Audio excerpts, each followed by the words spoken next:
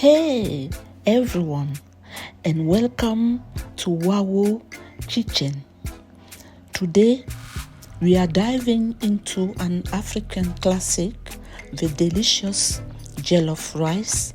I will be showing you how I make my perfect pot of jollof. Before we start, you can find the full list of ingredients and quantities in the video description below. Let's get started with our base, the chicken and that essential stock. We are combining our chicken drumstick in this pot with chopped onion, grated ginger, crushed garlic, dried thyme, curry powder, salt, and some seasoning cubes. Now, add about 4 cups of water, cover it up, and let it simmer on low heat for about 10 minutes until our chicken is cooked through. This is going to give us a flavorful chicken stock. While our chicken is doing its things, let's get our tomato mixture ready. This is where a lot of magic happens. Roughly chop your bell peppers and red onion. Now, into the blender, add 4 tins of chopped tomatoes, that is 4 grams each, along with our chopped bell peppers, red onion, Scotch, bonnet for that little spiciness, and the rest of our garlic and ginger.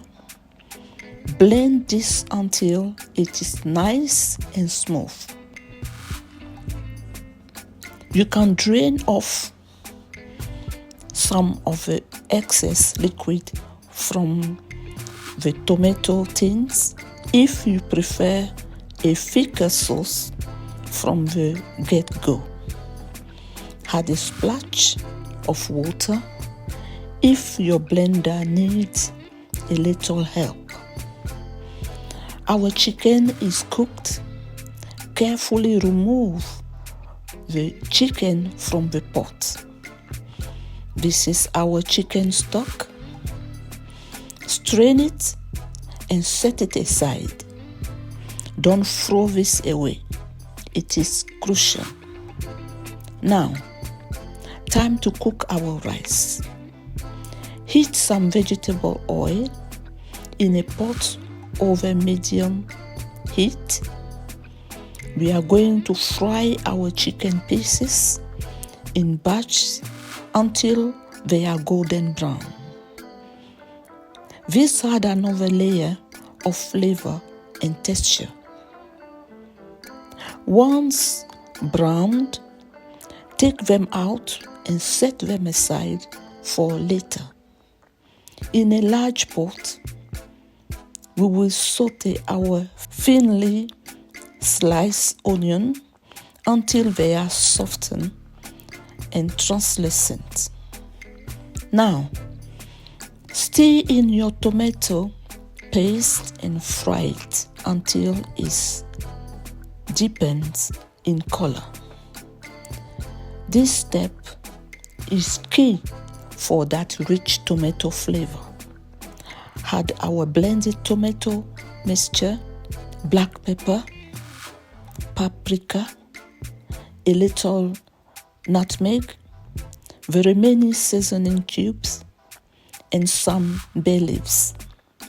Give it a good stir and let it cook for about 5 minutes, stirring occasionally. Pour in that reserved chicken stock we made earlier and bring it to a simmer. Rinse your parboiled rice really well to remove excess starch and add it to the pot. The liquid should be just covering the rice. If you need a little more liquid, add some extra stock or water.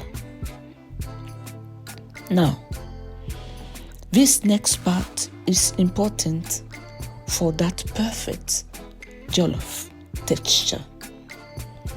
Cover the pot tightly with foil. This traps the steam. And then put the lid on. Cook on medium heat for 30 minutes. After 30 minutes, check if the rice is done and if the liquid has been absorbed. If not, cook it longer until it is perfect. Once the rice is cooked, gently stir in the fried chicken, chopped celery, parsley or cilantro, basil, carrots, green beans, and green pepper.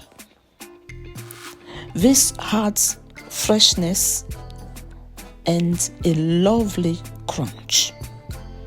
Add the remaining salt and white pepper to taste if needed. Cook for just a few more minutes, stirring gently until the vegetables are slightly softened and heated through. And there you have it.